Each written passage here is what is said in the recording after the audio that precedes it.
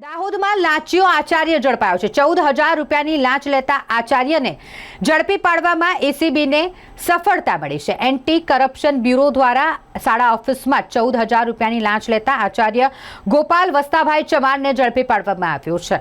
ધાનપુરની પીપલોદ પ્રાથમિક શાળાનો આચાર્ય પીપલોદ મુખ્ય પ્રાથમિક શાળાનો આચાર્ય કે જેણે શાળાએ લાવવા લઈ જવા માટે વિદ્યાર્થીઓ માટે જે ગાડી મૂકવામાં આવી હોય તેમાં કમિશન રૂપે લાંચ માંગી હતી અને ફરિયાદી દ્વારા આ મામલે ફરિયાદ કરવામાં આવી। એસીબીએ છટકું ગોઠવ્યું અને જેમાં શાળા ઓફિસમાં જ 14,000ની લાંચ લેતા આચાર્ય ઝડપાયો।